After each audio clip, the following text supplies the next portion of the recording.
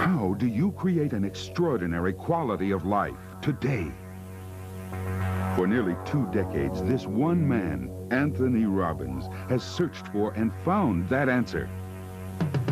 Now, using education to teach and entertainment to inspire, his systems for change empower millions around the world to improve their lives.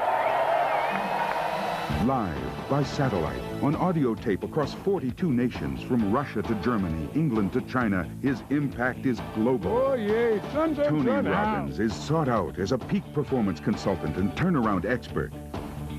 He has met with world leaders like Nelson Mandela and consulted with Mikhail Gorbachev. He has counseled U.S. President Clinton and Princess Diana. Tony Robbins provides the competitive edge in sports. He strategized with America Cubed, which brought home the America's Cup. He helped the LA Kings reach the Stanley Cup Finals for the first time in 17 years. Then, when Andre Agassi was ranked 30th, he asked Tony Robbins to help improve his mental focus. Within 6 months, Agassi won the U.S. Open and became the #1 player in the world.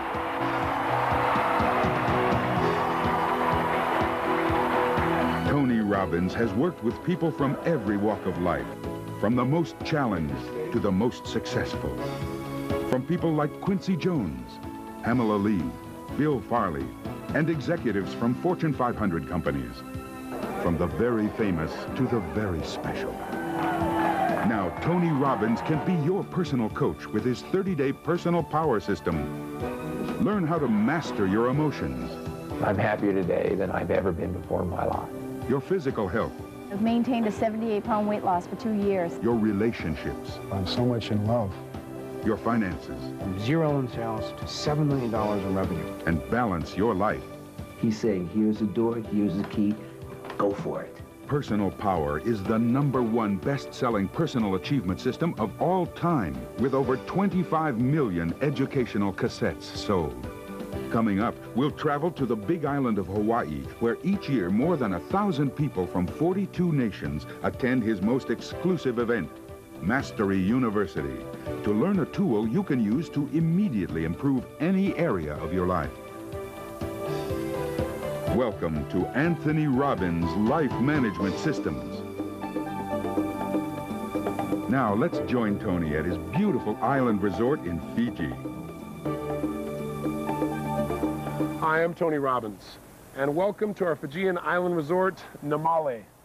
It's a paradise here, and we're about to go on a journey together that'll include some time here in Fiji, some time in Hawaii at my Mastery University, and maybe a couple other places where I can share with you just a couple of tools that can help you increase the quality of your life.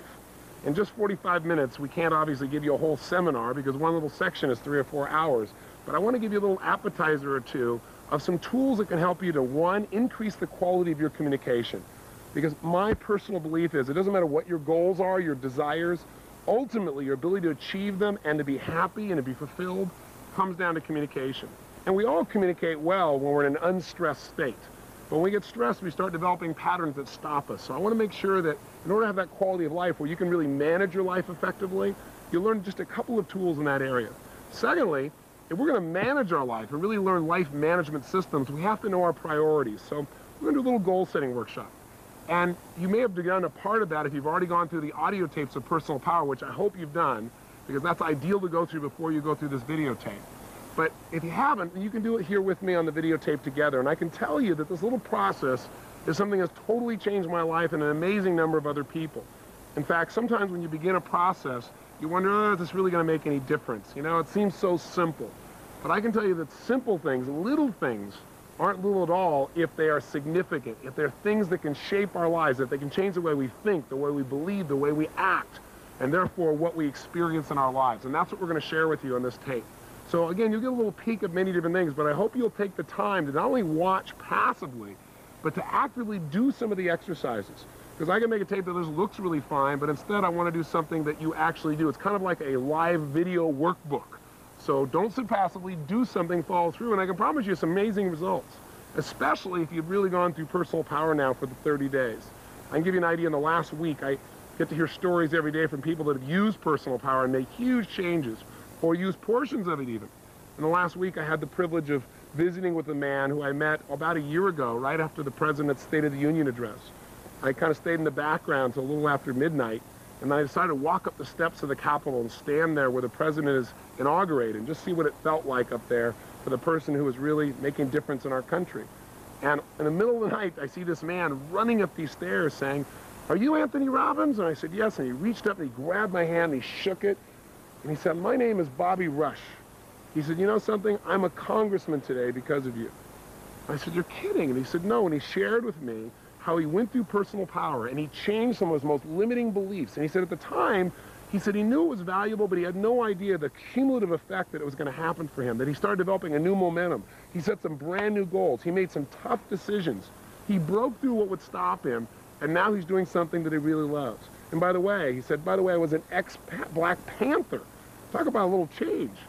Simultaneously this last week, I had the privilege of spending some time that reminded me of my goal-setting workshop. This workshop you're going through, I did for myself for the first time years ago in Russia, back in 1982.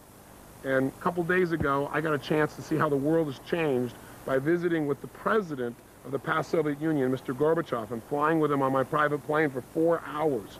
Talk about chills, thinking about what can happen by using these tools. And we started talking about what changed the world. And the interesting thing that he shared with me is he said, the breakthrough, what took us from a place where we had 70,000 nuclear missiles pointing at each other, where people are constantly worrying if we're going to die or not, someone's going to push a button, people are practicing duck and cover. What wiped that out, what ended the Cold War, was two people communicating. He said, what broke it all down is I knew Americans were beasts and you knew we were horrible. He said, but Ronald Reagan and I developed a relationship. And I tried to dig. I said, when did it happen? He said, well, at our first meeting in Geneva. And I said, well, what really did that? What was the first trigger of trust? He said, well, you know, we were both on our side of the fence, you know, arguing for our side. And at one point, he said, Ronald Reagan reached out to me and he said, listen, this is not working. Let me start fresh. My name is Ron. And he said, he reached out to shake my hand and said, may I call you Mikhail?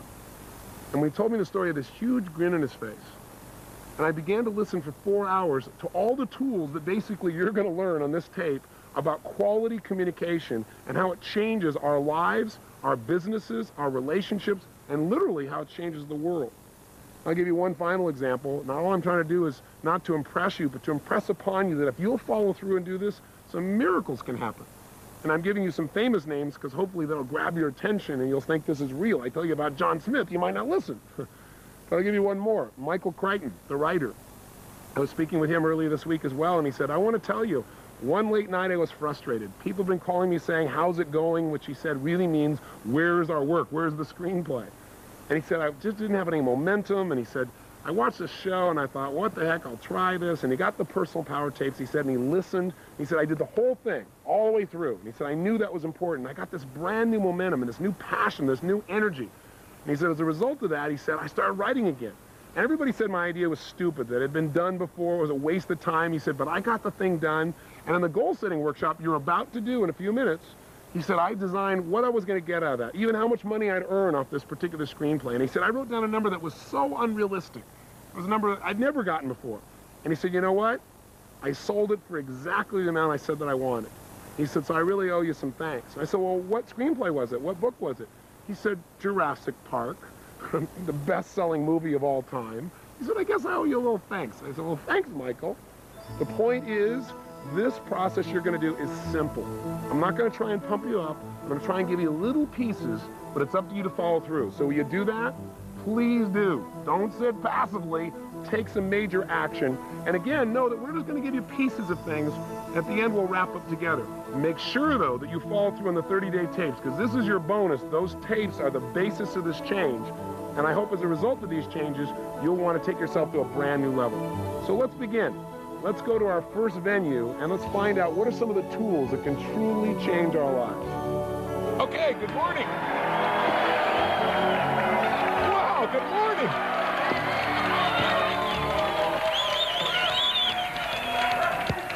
Another day, a lousy day in paradise, right?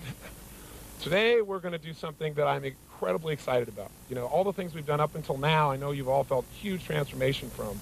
But today, when I first started thinking about it, I thought, oh, you know, this material is so important, but maybe I'll do just part of it because it can get digital. And also, we have joining us by videotape a brand new set of people who will join the 25 million people that have already been exposed to personal power. We've created Personal Power 2 now, the driving force. And in it, we're not just focused on how to achieve your goals, because as many of you know, you've become extremely successful. That's how you got here to be with me in Fiji, how you could afford to be here, both time and money-wise. But you've also learned by your own experience that that's not enough. You got to be fulfilled. So what I want to do today is show you some tools beyond what we've done here in terms of how to really be fulfilled in your values and your goals and your life, and really how to manage your life. Because how many of you found that as you become more successful, sometimes also you've gotten more stressed? Let me see your show of hands. Say, ah. And I can tell you that all of a sudden when I got 9 companies and 4 children and I want to write books and do television programs and now these United Artists Theaters that we do these seminars in all these cities simultaneously and come here and do programs in Fiji, all that simultaneously, while it's an incredible benefit, incredible reward, even having multiple homes, you know, a real big problem to have, right, to complain about. But all those things make a demand on your time and on your energy and your mental focus, and pretty soon, sometimes success starts feeling stressful. And you start achieving your goals and say, is this all there is? You know, why am I working so hard, you know? Like some people come here to Fiji and somebody says to them, you know, why are you working so hard? The Fijians will invariably ask people this. The guy says, well, I'm working hard because I want to make several $1 million so I can come here and lie on the beach.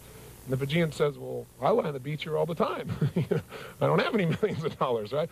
And when they have what they would call a quality of life, right? Well, so the person's, you know, so caught up in making a living, they aren't designing their life. I can promise you the impact will thrill you. By the way, let me tell you the other side, too. There's always 2 reasons to do things. One reason is for what you'll get. The other reason is for what you can avoid. You know, everything we do is to avoid what? Pain and to gain some pleasure, the combination of the two. So I can tell you that if you look around just in my country, and I know we've got about 7 different countries represented here, and people watching will be from countries all over the world. But in my country alone, to give you an idea, 1 out of every 2 couples who get married end up in a what? Think about that. 1 out of 2. Was it always that way? No. What's happened is we were told that in the future, when we had all this technology and all this information, what it would do is it make our lives easier. We'd have more free time. How far has that worked? Not very. For most people, they're working harder. They're more stressed today, even though they're living in the information age when everything's supposed to be so much easier. There's something that's shifting there, and it's because we're not managing our resources effectively enough. And that's what we want to change in this process. So part of what we're going to do here is take a look at what the cost is also if you don't do it and what you can gain. We in our country, to give you an idea, in America also have a situation where we got 60 to 70% of the people who are overweight, depending on whose poll you read. Now, how is that possible? Only one way, not managing the resources of your emotional state, of the way you eat food, of the way you move, and it costs you the quality of your life.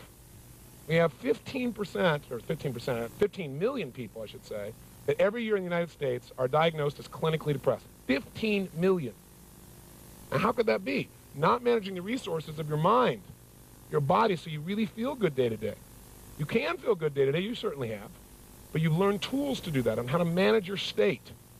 You know, you got a situation in America where you have 5% of the world's population in the United States. We consume 50% of the world's cocaine. Think about that. All this says to me is one big giant frame. People don't know how to manage their resources. They don't know how to manage their state. They're living in a state of immense stress. This session is going to show you how to eliminate the vast majority, not all, but the vast majority of unnecessary stress in your life and put a heck of a lot more pleasure than you ever thought of before. But I think before we start, maybe what would be nice to do, since we have these people joining us by video, is let's give them a big welcome from everybody here in Fiji, from, I guess, 7 different countries. Give them a big hand here. Let's welcome them here with us.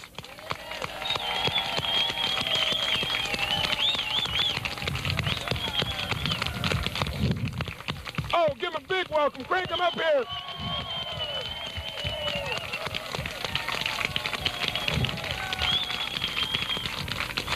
So, now, for these people watching the video, or the individual watching the video, probably thinking, this group is crazy. They're all hyped up. They're all motivated. You know, what is this? They may just be watching this video for the first time. So I know most of you got here because some time ago, some of you years ago, some of you months ago, you were up real late one night. You bought a set of tapes called Personal Power, and they've had a big impact on your life. That's why you came here to Fiji to expand it to another level and became part of Master University. If you were trying to tell a friend what this has meant to you, somebody who's like, oh, will this really work? I just got started. I don't know if it's going to make a difference. And it might help somebody as they're listening to think, yeah, I'm going to listen a little bit closer if I know it really works. Who here would share with them just a few seconds of what it's meant to your life? Back here, why don't you go all the way back in the corner? Yes, Donna. Can I hand her this microphone, please? Give her a hand, it's Donna. Well, I'm Donna Ringo. I'm from Louisville, Kentucky. I'm here with my husband, Bill, which I would have never imagined in a million years that this would have ever happened. So I want to thank you, Tony, but it all started by thinking I had everything I had ever wanted. We had always done dreams. We'd always done goals, written them down. I had a business that I had started and grew from a one-woman office to a 15 employees and sold it for over $1 million. And I thought I had everything I ever wanted. And I woke up one night with nightmares, crying because I was so unhappy. Just because you think you get what you want, it may not be what you really need and what you're destined to do. And I went out and watched the television. I was clicking through and I ordered the tapes. And the greatest thing I ever did was listen to those tapes for every single day. I didn't miss a day. I broke appointments so I could listen to Tony's tapes. And it has changed my life completely. I was always happy. Everybody liked me, I thought, or whatever, but I didn't connect totally with people. And I have lost 54 pounds. I have about 50 to go. I have about 50 more to go, but those are going to come off too. I've made some incredible friends that I just dearly love. And we've started another business. I got out of that other deal. It was I'd get the money over 5 years if I stayed and helped manage, and I just said, the money's not important, and I left a lot of money on the table. And started another business, and we're making more money with 3 people than we did with 15, which I like. And, Life management there, boy. Absolutely. And not only in the process have we always made a lot of money, but we never made it stick. And last year we invested over $50,000 thanks to Tony's techniques. So, and our relationship was always great, but I have to tell you, this week it's gone to a new level. Thank you. Thank you. It all started with a taste. Thank you, Tony. I noticed Bill took a bow when you said that. You know, it's easy sometimes, you know, when you're around something so much, take a little bit of it for granted, especially yourself, and how much progress you've made. It's kind of like your children, you know. People come to me and say, boy, Josh has sure grown. I go, yeah, he sure has, sort of, you know. But now that my son's at Switzerland going to school, he comes back 3 months later, he's a giant, you know, because I have some contrast. I'm not around it as it's growing incrementally. I get to see the full impact. So you might want to think about it a little bit today, and those of you on tape, how far have you really come? Even though you may have some challenges in your life, how far have you come? And most of you are doing so much better than you give yourself credit for, and most of you here are starting to give yourself a bit more credit, I notice, because you're smiling a lot more. Now, so today is life management systems. Question, what does everybody want? If we're going to manage things, we've got to manage them to get a result. So what does everybody want? Tell me. They want peace. What do they want? Yes. Balance. Yes. A fulfilling journey. I would say that what most people want, if you listen to people in the 60s, they'd say to change the world. What was it in the 70s? To take care of me, right? This is if you believe the media anyway. The media said the 70s was the me generation. Everybody was into the narcissistic approach. In the 80s, what was it supposed to be, if you believe the generalization? Money, right? It got to become successful. And in the 90s, the new catchword is quality of life. But no one seems to be able to define it. Quality of life. Well, I have more free time. Well, how many of you in this room, and I'm sure you must know people, if not yourself, have had free time and not been happy? Anybody had that experience? So sometimes what happens is people achieve their goals, as she just got done saying, achieve your goals and you're still not fulfilled, you're still not happy. So if that happens, you don't have a quality of life. You know, everybody has the illusion that someday when I have more money, someday when I have more time, someday when I have a better home, someday when my family is finally grown up, my kids make it out of school, some days when I get my kids into school, someday when this happens, then I'll have a quality life. But quality life only comes from one thing, fulfillment. And those of you watching here a few days ago, if you were on tape 5, you listened to the goal-setting workshop. We all did a goal-setting workshop yesterday intensely. By the way, was that valuable for you? Did you enjoy it? Yes. Okay. So goals are one thing, though, but goals are a vehicle towards getting yourself to meet these 6 human needs that we talked about on tape number 7. This whole idea, the 6 human needs, and how to make sure that whatever you're doing, you don't just do something that makes you feel good for the moment. You do something that makes you feel fulfilled long term. So if you and I are going to really have an extraordinary quality of life, how would we measure that? Would it be by cars, homes, a certain amount of financial success, maybe doing well in your career? I have to tell you, I've had the privilege now of being with people from about 43 nations of the world. And throughout that time, I've worked with the most, quote, successful people in the world and those that are most challenged. And what I find is the common denominator of success or failure ultimately is fulfillment. There are a lot of people out there that have everything on their side and they're frustrated. And there are a lot of people that have every challenge you can imagine. They're excited about the passion of their life, trying to figure out how to make it work. I think ultimately a quality life is a life where you experience the emotions that you want on a regular basis. You know, I had the privilege of meeting Sir John Templeton and talking with him and interviewing him. And this is a gentleman who's made an amazing difference in the world. He's also been very successful in business. He's a billionaire, probably one of the most successful investors for the last 50 years around the world. And when you ask Sir John, what does it take to be, quote, wealthy? John turned to me and said, Tony, it takes one thing, gratitude. I said, that's interesting. He said, yeah, because it doesn't matter how much money you have in your life or anything else. If you're not grateful, you're not rich. I think that's really true way beyond the money, right? It's about all the areas of our life. So ultimately, what I really hope that Personal Power will do for you by your taking advantage of these tools is show you how to live in a place where you feel the joy, the excitement, the passion, the love, the connection, all the emotions that you really want in life, and spend a lot less time in that frustration or that overwhelm or resentment or anger or anything else that used to dominate maybe your life or people that you care about. Because think about it. If we don't manage the ultimate resource of our emotion, where does our life go? We could be brilliant. We can have great ideas, great desires, but we're not going to follow through. We're not going to go start a new business unless we can generate the emotion that gives us drive. We're certainly not going to be in a position where we stay close to the people around us. Have you ever, for example, been in a frustrated state of mind and then snapped at one of your children and had nothing to do with them whatsoever? Felt bad about it maybe afterwards? Or maybe you've been in a place where you misinterpreted someone's intent. You thought they had some secondary approach or gain of doing something with you, and they just really cared. But you're in such an angry state, you kind of filtered it wrong. I don't know if you've ever done that, but I've been guilty of both those things in the past. And I don't want to be guilty of it in the future. And there's a way to create change. Now, I'm assuming, first of all, that you already know two of those ways because you've already done those personal power tapes, right? You're not supposed to be watching this video unless you first do those tapes. But just in case you didn't, I'll give you a little review.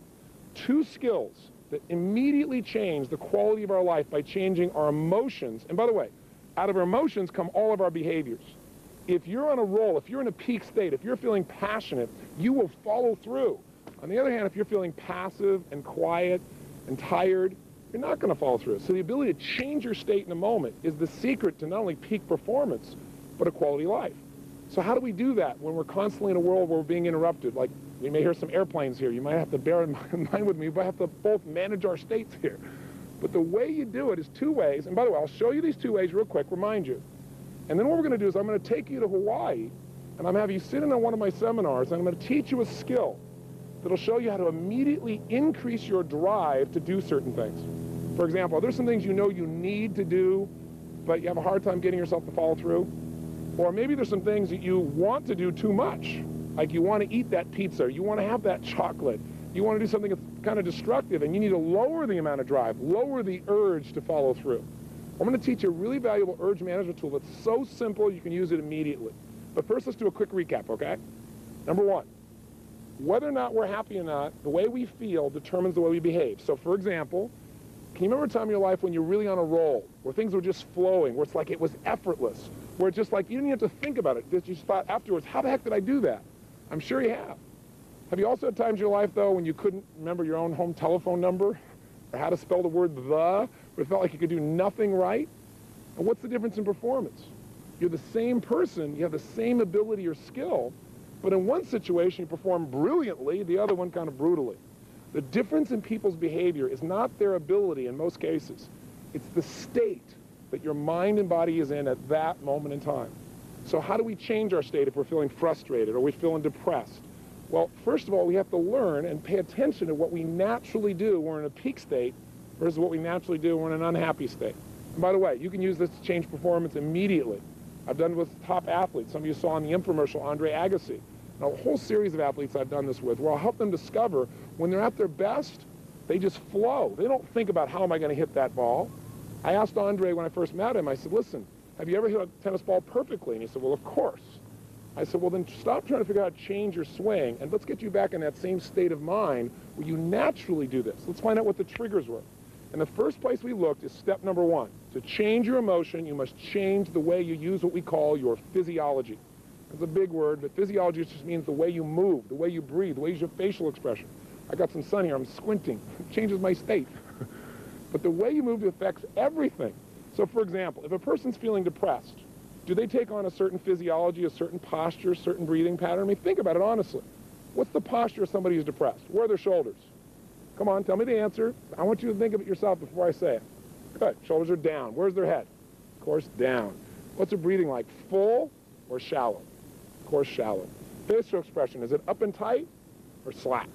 We both know it's slack. Now, how come you knew this before I said it? Because you've practiced this stuff before, haven't you?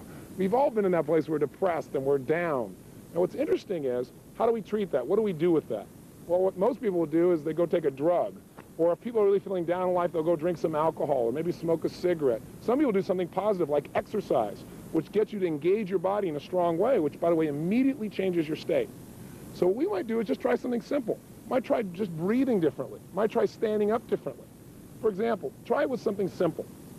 Right now in your chair, one of the challenges I have as you're sitting watching Fiji and some of this material we're sharing is you're not in a seminar. In a seminar, I help you keep yourself in a peak state. Because the state of mind you're in determines how much emotion you're feeling, and the emotion attached to the information is what gets you to follow through. So right now, you're kind of passive. So right now, do me a favor and do you one too. Try this. If you were feeling kind of tired and bored right now, how would you be sitting? Hopefully not how you are right now listening to me. But how would you be sitting if you're bored and tired? Just try it. Come on, it's easy. Bored and tired. What happens to your shoulders? What happens to your body? What happens to your breathing? Bored and tired. A little frustration, that bored, tired, and frustrated. Right? Get that look on your face. Kind of right now, come on, try it. Just see what it's like in your body. See if there's actually a posture that goes with that emotion, a way of breathing, a facial expression. I think you know where it is. And if you went there real quick, that might be a sign you might want to change for the future. Now, in that state of frustration, imagine trying to design your life, trying to change your life. It's not going to happen. So now try this. Sit up in your chair right now. Come on. No one's watching. It's just you in this videotape with me. Come on. Sit up in your chair. Come on, sit up tall. Sit up like you'd be if you were really feeling unstoppable right now. Has there been a time in your life when you felt like you were on a roll? Like, man, nothing you tried would be stopped, that you'd find a way to turn it around? Sit up in your chair that way. Breathe the way you'd be breathing if right now you felt really good. Put the kind of smile on your face like you have, you feel really excited. Now, I know this sounds third grade. Oh, yeah, what a pump up. Sit up, and that's going to really change my life. But the truth is, if you look at your life and you were to write down all the emotions you experienced in the week, both good and bad, each of those emotions has tied to it a certain way of using your body. And if you keep using your body that way over and over again, you'll keep feeling that way. So make yourself breathe and feel good. Sit up like you are ready to make something happen right now. If you're in a state of certainty you were going to achieve what you wanted, how would you be sitting up? What would be the look on your face if you were totally determined right now? Make a little gesture. What kind of gesture would you make if you felt determined right now? Come on, just try it. And if you make that gesture really strong like you mean it, how does it feel? Just kind of feel what that feels like in your body. In this state of mind, are you likely to do things differently than when you're in that passive state? You and I both know the answer to that question. But the secret is to train yourself to stay in this state so it becomes natural. It's kind of like, how do you build a muscle? I want to build a strong bicep, I may lift weights. And when I lift weights, I don't just exercise. If I want this muscle to grow, I got to condition it by pushing beyond what I'm comfortable with. So if you're just watching me right now and going, who is this idiot telling me to do all this stuff? It's okay, but it won't give you a change. So you got to really exercise it, and you got to do something you're not comfortable with. And if I'm doing 10 curls with a weight, which one of those 10 do you think I want to do the least? Obviously number 10. Which one will give me the most growth? Number 11. Right? When you push beyond your comfort zone, that's when you create a change for yourself. So now, what we're hearing in the background is another airplane. This tends to change our state because it affects state number 2, which I'll wait for it to go by for. The second thing that affects our state is what we focus on. What you and I focus on, moment to moment, radically changes the way we feel. So as that thing goes by, if you focus on the sound of the plane, which would be the natural thing to do, it's going to change your state. But I'll give you a better example. If you're in a position where you want to condition yourself to feel good, you got to control what you consistently focus on and how you consistently use your body. So for example, if you wanted to feel bad right now, I bet you could pull it off. Do you have any memories from your past, some horrible memory that if you thought about it in detail and really focused on it, you'd feel really lousy all over again? You got an experience like that? Some people say, heck, I got zillions of them. I got a menu of experiences. Other people tell me, why go back to my past? My present is crappy enough. Some people are not satisfied with that. They think of things that haven't even happened yet, and they focus on them. Horrible things that haven't even occurred and feel bad about them in advance. You don't want to fall into that trap. So both of these become habits, by the way. People come to me all the time and they say, I don't know what it is. I don't know what it is, Mr. Robbins. I just feel down all the time. Why do you think I feel so down? Well, part of it is look at their body. Part of it is what do they constantly focus on, how things haven't worked out, how they can't turn it around, and their body's in a lousy place. Pretty obvious. Other people say, I don't know what it is, I feel so up all the time. What do you think is I feel so up all the time? And it's pretty obvious. But we forget the fundamentals, don't we? We turn, most of us, we don't like the way we feel, to alcohol again, or cigarettes, or smoking, or sleeping, or we go watch TV to change our focus, to take us off what we're focusing on that makes us feel bad and make us focus on something else that maybe feels okay for the moment. Or you go shopping, or you change the way you're moving, you feel pretty good, and you focus on something else. But none of those give you a long-term benefit. In fact, some of them have some negative side effects. So would it be nice to be able to change your state that fast, just by a radical change in the way you use your body, or by a quick change in focus? And by the way, people come to me all the time and say, I don't know what it is, Mr. Robbins, but I'm really angry all the time. They make these horrible looks on their faces. I said, well, maybe we should start with your face, because we get in a habit of using our body in a certain way, and that's it. It takes off and starts to control us, and you want to break out of that. In fact, there's research that's done now with monkeys that I personally don't support, but you should be aware of it. They'll take a monkey, tape down 4 of his fingers. They'll take one finger, and they'll manually bend it back and forth, over and over again, manually. After doing this for thousands and thousands of times, an interesting thing occurs. Each time you bend this finger of the monkey, metaphorically, imagine that to do this, the monkey has to make connection in the brain between one nerve cell, a neuron, and another, just as a metaphor. Imagine for this to happen, you have to draw a string of connection between those 2 neurons, those 2 nerve cells in the brain. Well, once you got 1 string, 2 you got 2. Thousands of times, the monkey is now wired to do this. So much so that now you can open the monkey's fingers, and guess what the monkey does for no good reason? Over and over again. You go, so what? I'm not a monkey. What's the point? Well, the point is this. Do you ever go to work the same way each day? Maybe get on the same on-ramp each day? Do you have a kind of a ritual like that? Have you ever had a day where you're actually supposed to go in a different direction, but you're not thinking or on your cellular phone, and what do? You get right on that on-ramp the same way? You're a monkey. What you're doing is you've conditioned yourself so much that's like hypnosis. You just automatically go into it. Well, can we condition ourselves to feel frustrated over and over again by going into that same physiology, that same set of movements? You bet. Can you condition yourself to feel depressed? You bet. Can you also condition yourself to feel absolutely euphoric, where that is your natural emotional pump? And I'm not talking about just being motivated. I'm talking about really, truly feeling that way day to day, where the natural feeling for you is to be strong and to be focused and to be determined and to be happy. The answer is absolutely. Now, that's one aspect, is physiology. Let's look at focus a little bit. You might say, okay, Tony, I know I've got to focus on what works. Are you saying just be a positive thinker? I don't believe in positive thinking. I don't believe in going to your garden and saying, there's no weeds, there's no weeds, there's no weeds. That's not going to, they'll take your garden. That's not going to help you. You got to be able to focus on how it really is, but not make it worse than it is. You then got to see it how you want it. And then you got to focus on how am I going to make it the way I want it. And I'll tell you how you control your focus. It's not through affirmations, I'm happy, I'm happy, I'm happy, I'm happy. I'm really happy, I really am. With that physiology, no matter what you say, you're not going to feel happy. But what it really is coming down to asking yourself better questions. You see, every moment while you're listening to me right now, every moment in your life, you're, quote, thinking. Thinking is nothing but the process of asking and answering questions. Here's the problem. Most of us ask questions unconsciously. And ask and you shall what? Receive. So if you ask lousy questions like, why does this always happen to me? Well, it may not always happen to you, but your brain is like the ultimate computer. If you ask it a question, it's got to come up with an answer. It's got to make one up. So if you say, why does this always happen to me? Your brain goes, you're a schmuck. Or some people say things like, how come I can never lose weight? And your brain goes, because you're a pig. You ask a lousy question, what are you going to get? A lousy answer. A better question might be, how could I lose weight now and enjoy the process? Because if you say, how can I lose weight now? Your brain will just go on a diet, and you go, I don't want to go through that again. But if you say, how can I lose weight now and enjoy the process? Your focus goes to not only achieving, but enjoying the process. You might say, I've always wanted to ride horses. Maybe I'll take horseback riding lessons. I won't even be thinking about it and also lose weight.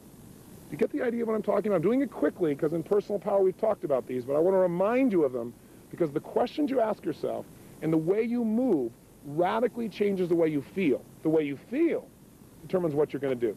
In a frustrated state, you're not going to go out and be totally loving. In a frustrated state, you're not going to go start a business. Remember, it's not our intellect that makes us do these things. We don't marry someone because we made an intellectual list.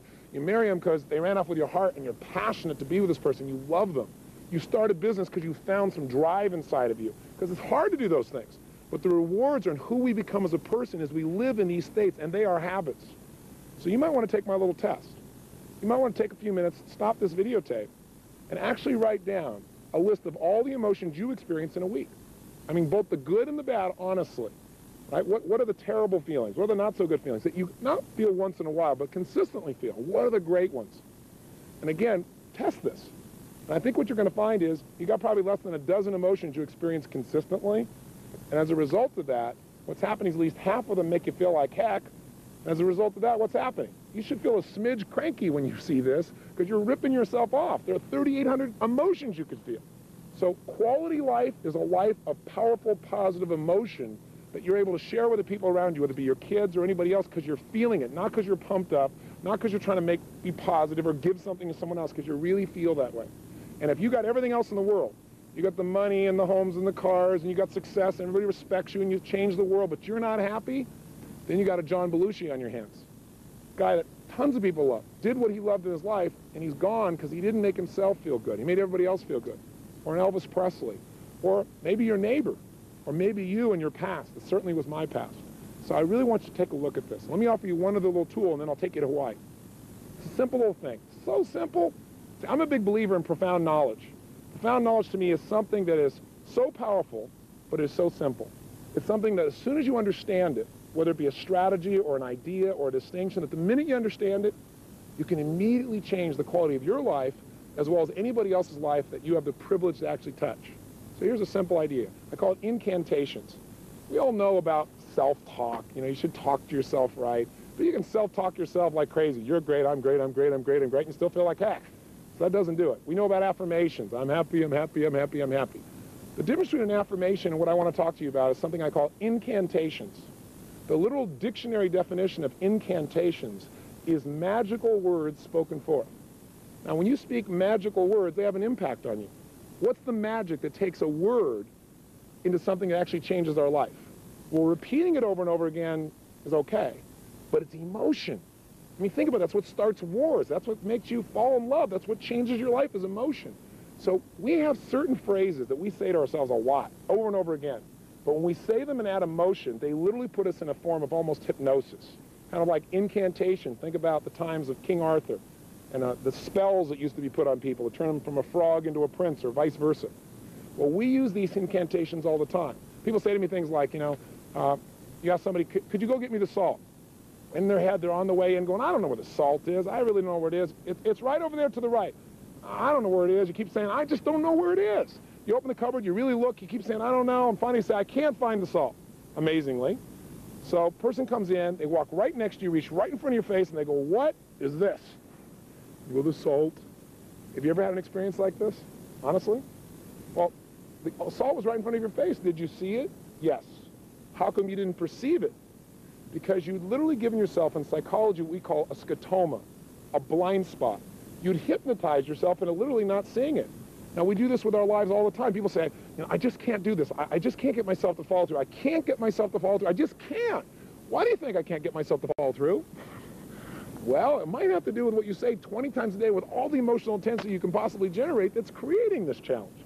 You got to notice that. Or, I love chocolate. I just love it so much. I can never give it up. Now, teach me how to give it up. Well, nothing's going to change you if you keep giving your brain and your body a direct command through incantations. And by the way, you can use incantations to enhance your life. What if when you were running, you're saying, I'm a lean, mean running machine? Or, every day and every way I'm getting better and better. An old affirmation from an old book from years ago that most of us know, but do you use it? See, my whole thing in life is, so much stuff that makes a difference in life is simple. We know it. But the difference in life is knowing doesn't change your life. Doing does. Lots of people know what to do, but they don't do what they know. So what I want to do right now is have you just think about, put yourself in a strong state. Sit up in your chair. Don't be sitting passively anymore in here, because that's the challenge. You're not in my seminar. My seminar, I'd move you. Because the last part of emotion, I should mention, is conditioning. Just like those monkeys, what makes them go is repetition. Here's what they found out when they did this training of their fingers. If they take down all the fingers and they move this finger, but while they're doing it, they create a tremendous amount of emotion in the animal. And the way they do that is they stimulate the pleasure center of the brain in this monkey while this is happening. Pleasure, while it's happening. Pleasure, while it's happening. Pretty soon, guess what? It doesn't take thousands of times. A dozen or two times, and the monkey does this constantly. Advertisers know this. How the heck do you think they run all these commercials? Commercials have very little to do with what the product really is. In a beer commercial, do you get reality? Do you get a big guy with a nice beer belly grabbing his buddy by the head, pounding him, going, love you, little buddy? I don't think so. What you get instead is some really sexy, attractive woman or man who's drinking this beer looking wonderful, as if that had anything to do with the beer. See, the reality is it all comes down to attaching emotion to what it is you want. Every advertiser knows that. What you want to learn to do is advertise in your own brain to condition yourself to follow through. And the first way to do that is right now be in an upstate. And by the way, if you see some video of our university, you see people having a great time, look like they're at a rock and roll concert or at a top sporting event or they're celebrating, it's not about pump up. It's about putting yourself in the state where you will learn and remember. That's what it's really about. So here's the tool I want you to learn. Really simple. We're going to show you a tool I call an urge management tool. It'll show you how to take something, for example, that you don't want to do and get yourself to love doing it, really love doing it. I'll also show you a tool if there's something you love to do that's not good for you, how to change it. And it's all done with some simple questions. So let's go to Hawaii, and let's give you a little idea what it looks like, and then I'll demonstrate it for you with a real person, and I think you'll laugh and hopefully learn as well. I'll see you in a few moments.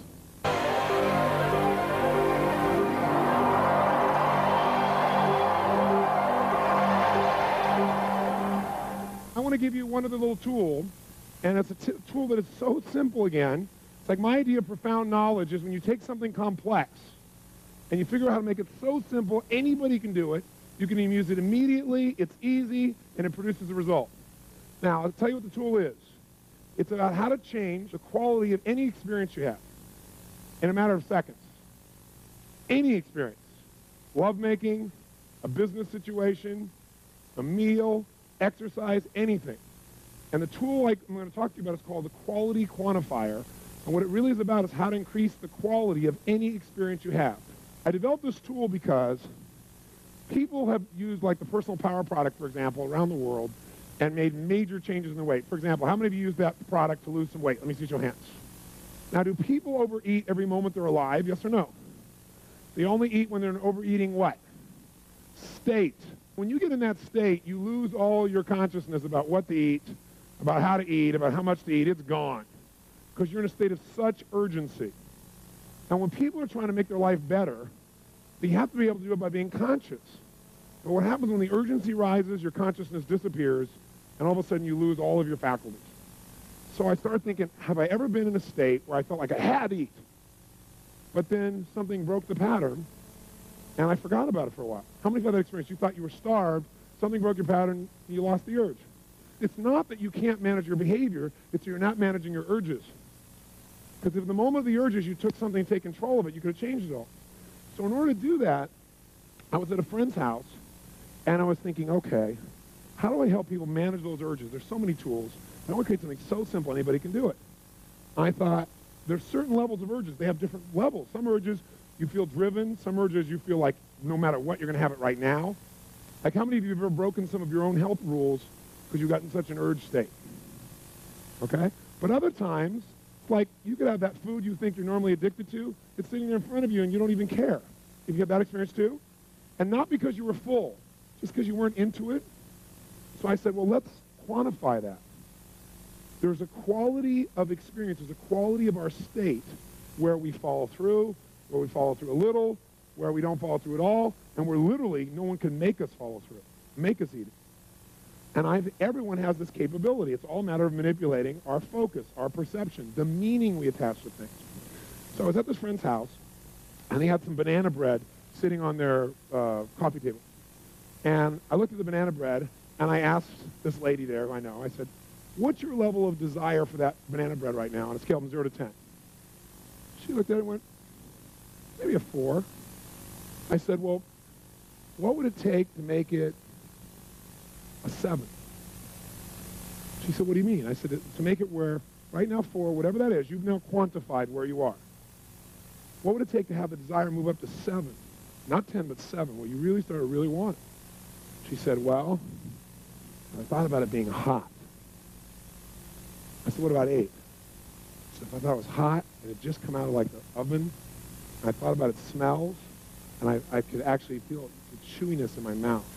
You can see her start to go into state. Her eyes got like this, start doing the banana. She's looking at the banana bread like this.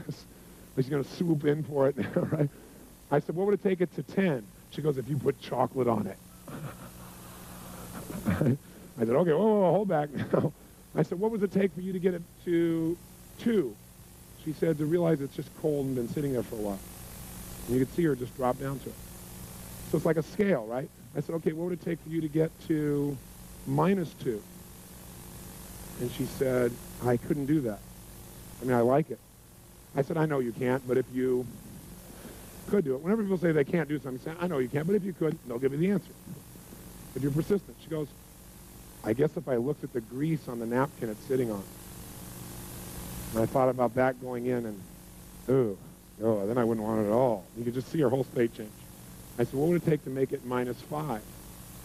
She said, if I saw all that grease like crumpled together, like coming out my pores, like acne or something. Ugh. I said, what would it take for it to be -10? She goes, oh my God, if I thought it was going to make me sick.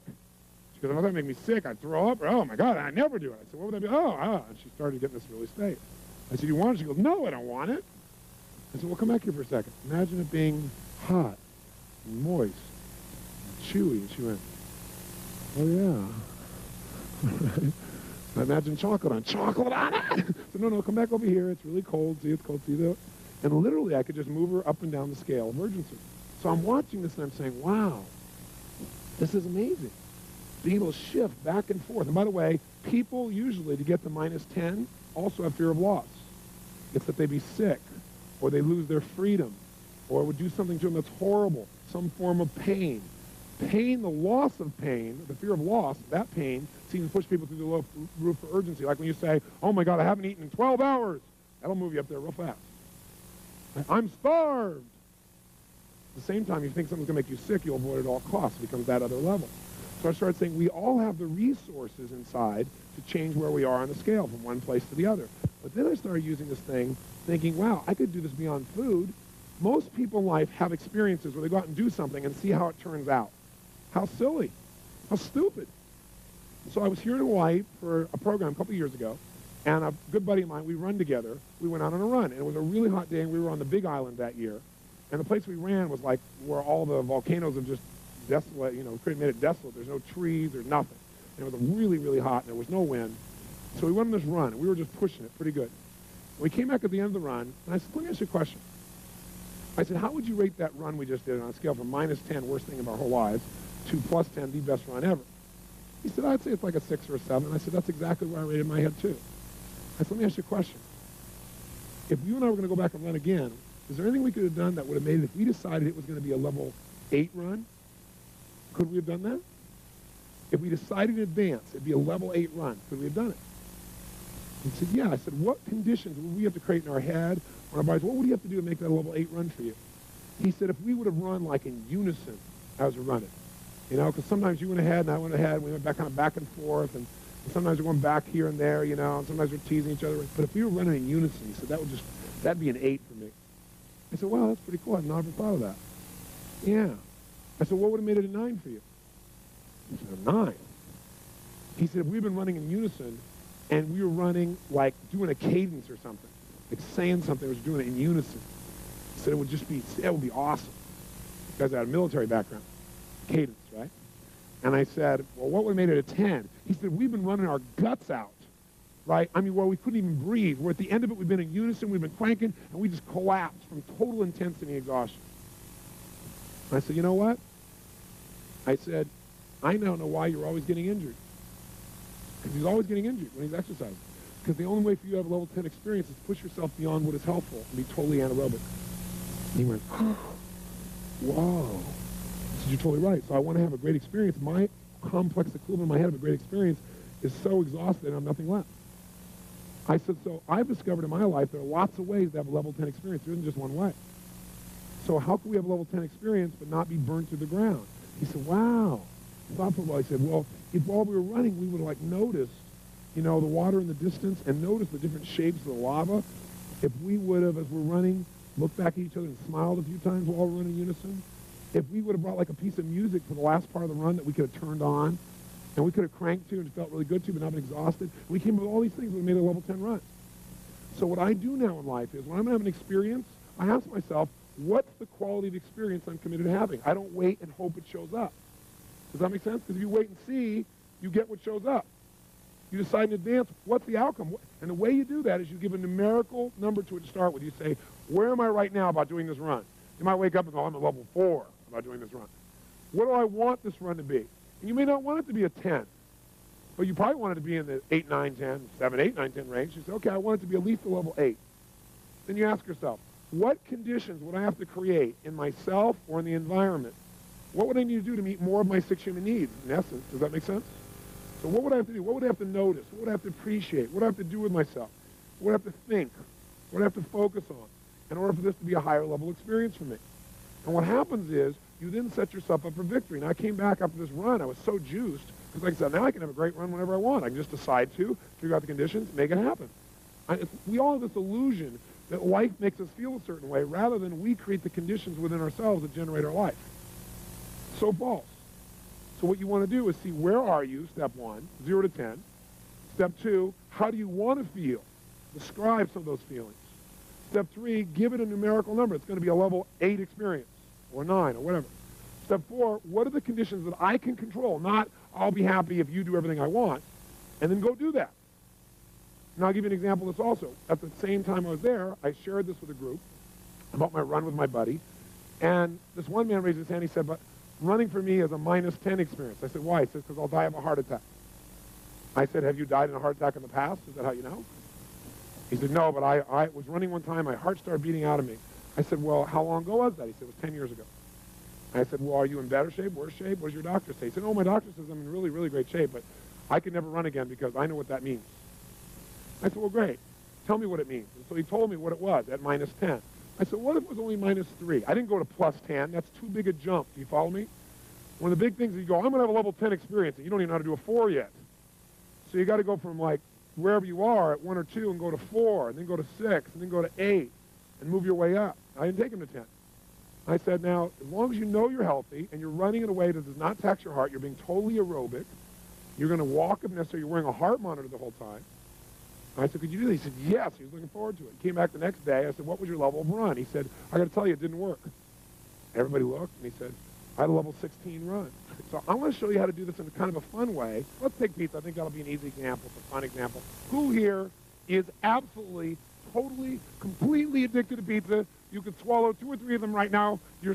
I mean, nothing can stop you from pizza. That's how much you want it. A total addiction to pizza. If you have that addiction, stand up so I can see it. All right, hold it. All right, how about this gentleman right here? Come on down, sir. Give him a hand. Come on down. This is Bill. Give him a hand. It's Bill.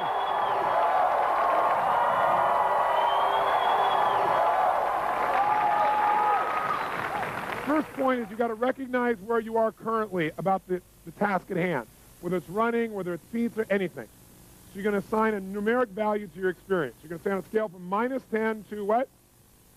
+10, where are you? So we'll say to you, on a scale, Bill, from -10 to +10, where are you around eating pizza? +10. Is it just +10 or is it above +10? +12. +12. Is that about accurate? Yeah. +12, okay? So then, most people never decide in advance the level of quality, pleasure, joy, excitement, or even pain that they're committed to experiencing to a given task in advance. So the second step is to consciously describe what feelings you want to experience while doing a particular activity. The third step is decide and quantify. You say, I'm going to give it this quality, I'm going to make it a level 10 experience, 9, whatever. The fourth step to the right here is you're going to ask yourself the question, what conditions must I create inside myself or the environment in order to experience this at a level of quality, at level whatever? Okay? What do I need to focus on, appreciate, what do I need to do with the task in order to change how I feel about it? What we'll do here with Bill is we will ask him where he is, and we'll get him to move things for us and tell us what he has to do to change it on the scale. So, Bill, if you imagine this is our scale from -10 to +12. We'll have to add 2 more here for Bill. Okay, so +12. What I'm going to do is I'm going to put the pizza in front of him, and he'll describe for us a little bit what are some of the qualities that he needs. So, Bill, here is a pizza, sausage pizza. Well, first off, I don't eat sausage or pepperoni. You don't eat sausage or pepperoni? I love the cheese and the other aspects of pizza. Cheese pizza.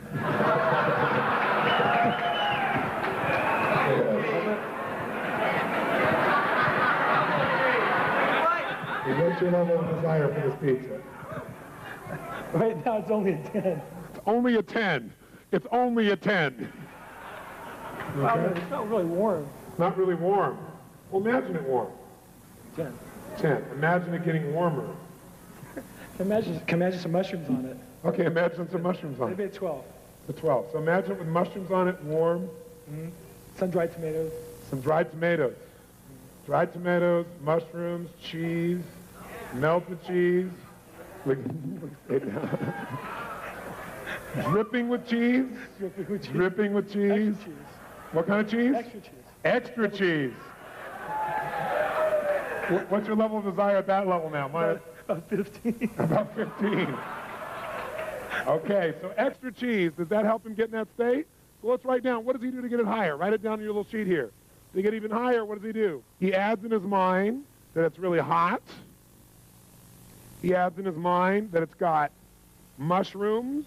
And to get it to 15, he puts on extra what? Look at his face when he even says it. Look at his face. And sun-dried tomatoes, thank you.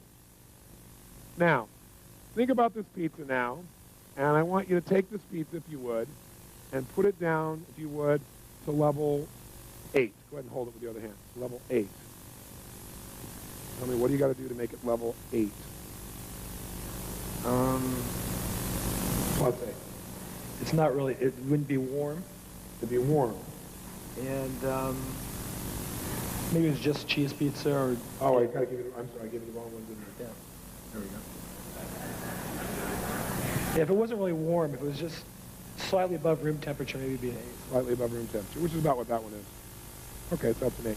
Bring it down to a 3. It'd have pepperoni and sausage on it. Okay. Hold both of them now.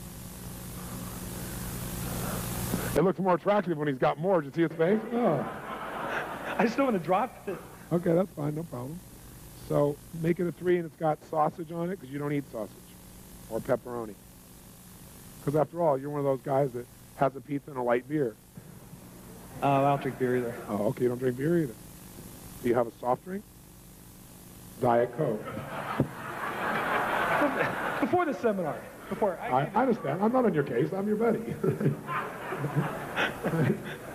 But isn't that what we all do? It's not just him.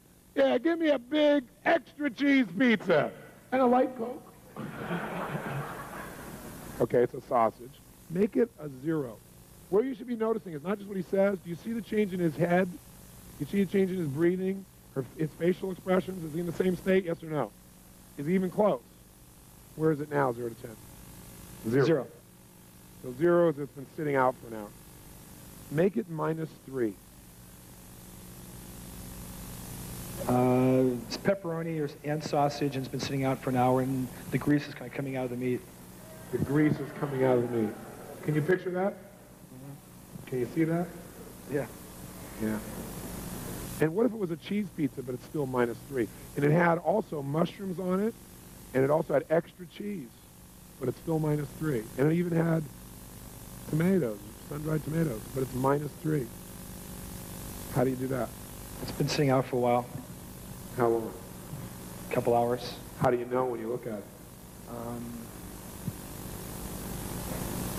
It's kind of glazed over. I guess the sugars come out from the cheese on top. It's kind of glazed over, maybe hard. Getting hard, the sugar is glazed over on top. Anything else that makes it a -3? Oh, that'd be it. Okay, make it a -7.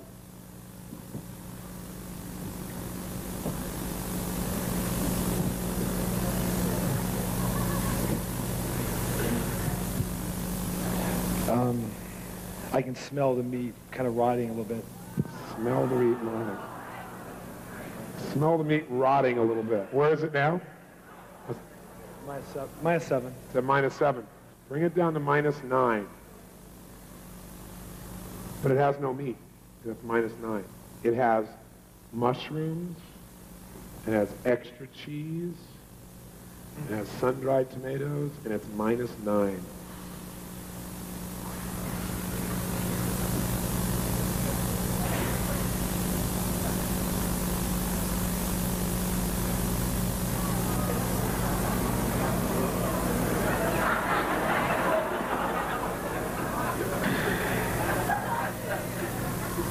kind of fighting the urge because I'd be smelling the rancid smell of cheese in my stomach. Okay, go ahead and do that. Well, I don't want to throw up here. But I mean, I would get that urge. You'll get the urge, but I won't let you throw up.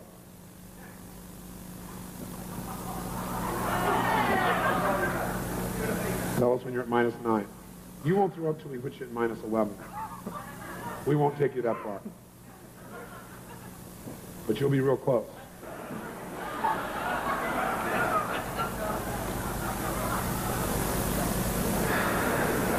Tell us where you are now. -8. -8. Take it to -9.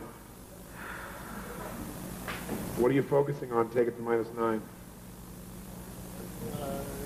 The smell. Smell of what? Like cheese, rotting cheese. Rotting, rancid cheese. Can you see what it looks like too? And smell it? I couldn't even look at it. Can't even look at it. Go ahead and look at it while you say that. Look at it. Think pizza. That's it. Just look at it and think pizza. Tell me when you're at -9. Imagine mushrooms, extra cheese. Mushrooms, extra cheese, pizza. That's it. Mushrooms, extra cheese, pizza. That's it. Mushrooms, extra cheese, pizza. Where are you right now? Scale from 0 to 10. Mushrooms, extra cheese, pizza. Smelling the rancid smell. Look at the pizza when you think about it also. See it and smell it. That's it. Hang on, hang on, hang on. That's it, that's it. Mushroom, extra cheese, smell it. Smell the rancid smell. That's it. Smell the rancid smell. That's it. Smell it. Smell it. There it is. Smell the cheese. You can smell it. That's it. Smell the extra cheese. That's it. Smell it. Extra cheese. I'd like some extra rancid cheese. Where are you? 0 to 10, right? -10 right now. -9, -9, -10. Don't go to -11. Don't go to -11. Okay.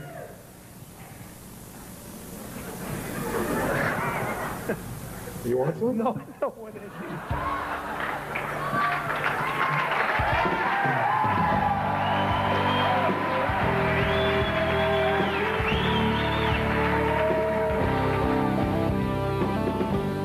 So does that look like a fun and hopefully valuable tool?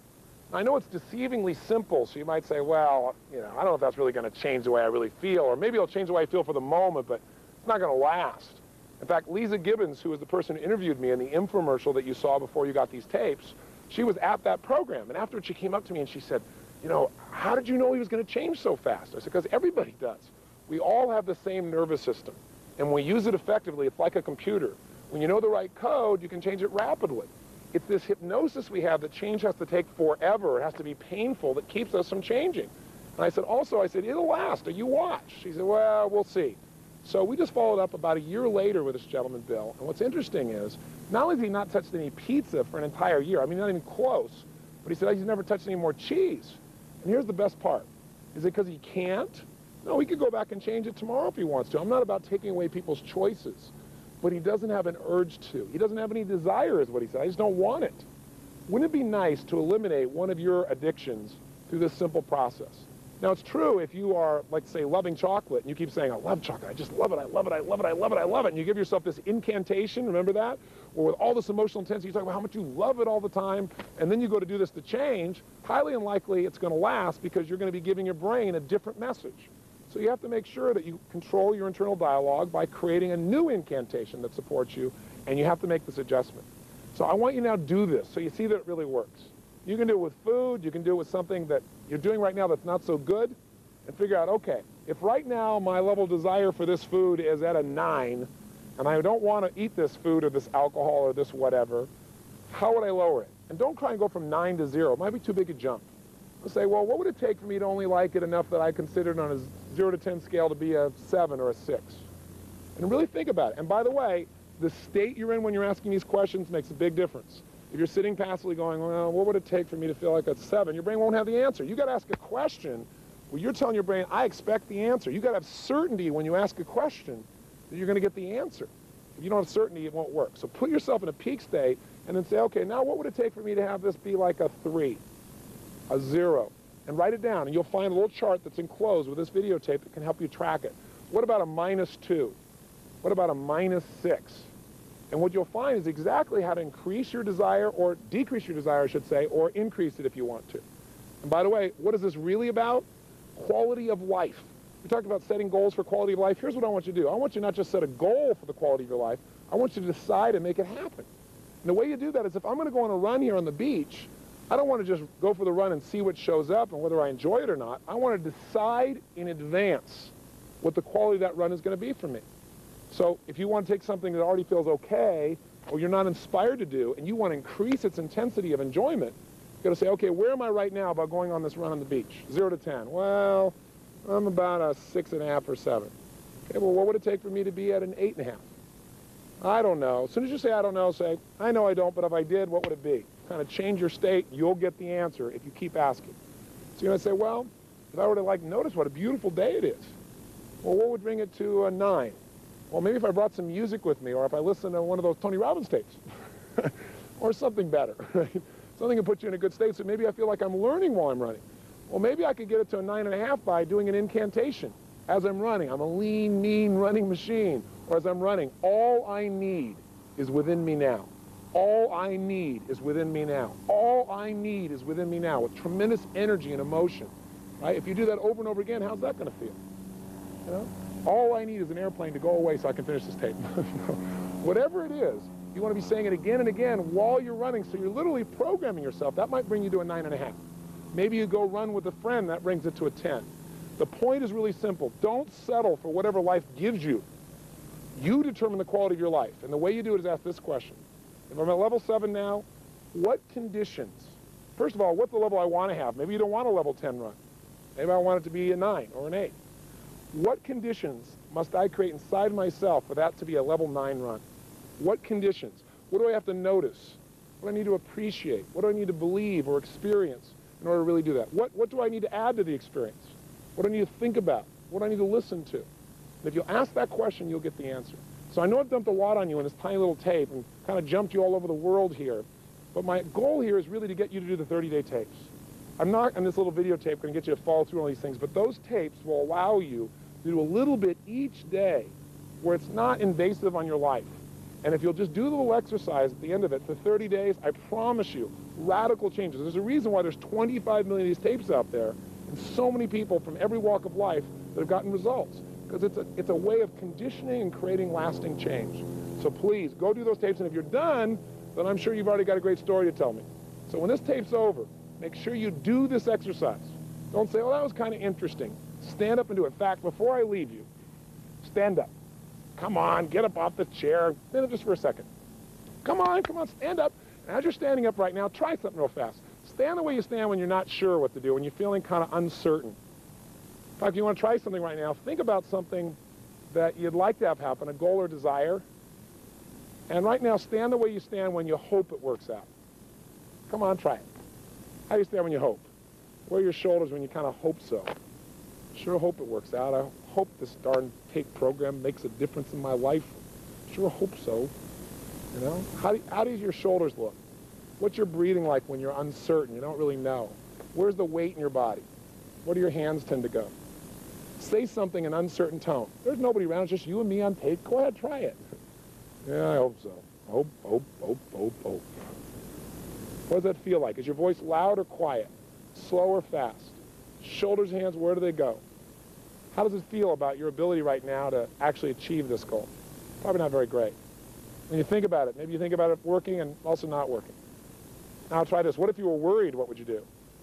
Try and be worried a second. What do you do? Maybe tense up a little bit? Get out of that. Put yourself in a state of certainty right now. How would you stand if you were absolutely determined that your goal would become a reality? That you were going to use this to truly change your life? Come on, if you're not standing up by now, please stand up. Right? Stand up. Feel strong. How do you stand when you are totally determined to make something happen? If you knew beyond a shadow of a doubt, you have decided this will be, and therefore it will be. If you didn't even know how you're going to do it, but you just decided you were going to find a way or make a way. Have you ever been in that place where you felt like you're in a role, where you felt like that nothing was going to stop you? Even if you haven't, stand that way now. Who do you know who's unstoppable? Stand like that. Pick some movie character, an Arnold Schwarzenegger or somebody outrageous, somebody, and be in that state. Because remember, when you change your posture, when you change your breathing, most importantly, when you change the way you move, emotion is created by motion. The tempo at which you say something will change you. So right now out loud, in a state of certainty, say anything out loud about your goal. I will achieve it. I will make this happen. Whatever you want to say, but try it right now. And that state of certainty, do it now. Come on. And that state of certainty, right now, feel how good that feels. And in that state, I'd like to ask you to take some action. And the action is, do this exercise immediately. So either pick something you want to lower your emotion for, or pick something you want to enjoy more and change it right now. When you go turn this off, take action. If you do, I'll know you'll have some nice results to tell me as well. And I hope, after you finish these 30-day tapes, you'll write me a personal note about what's happened in your life. That's what I do this for the most. That's what juices me. I'd love to hear the story of your success and your enjoyment.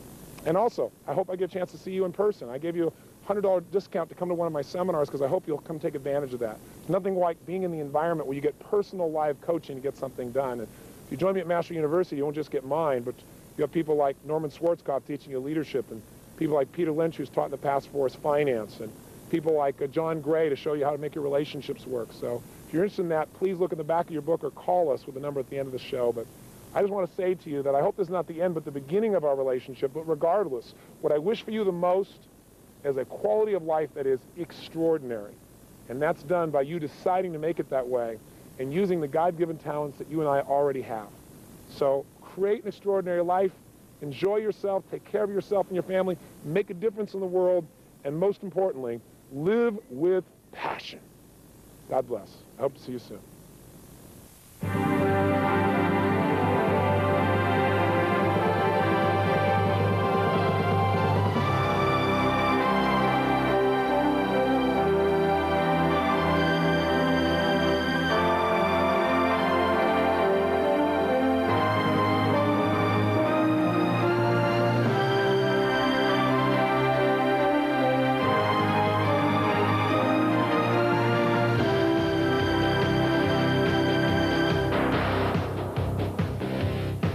I've had one damn cookie. I got a little taste of it. I'm hungry. Bring me some cookies.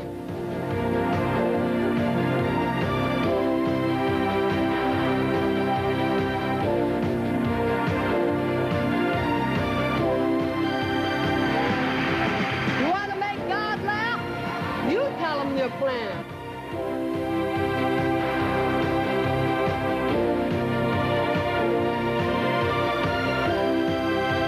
I know for me sometimes, if my wife's going to carry this around, and I'm carrying this around, sometimes I'll say, well, since you're carrying that around anyway, put the wallet in it.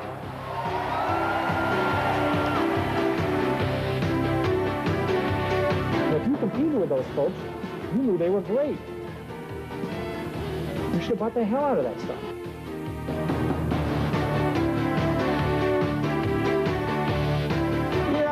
You know, one of the problems I always have with Tony's groups is they never have any enthusiasm when I talk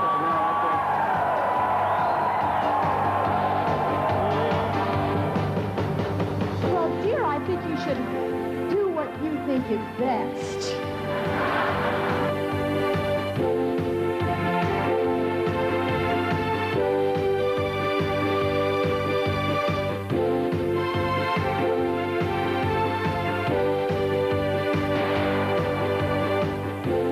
Join the masters of our time.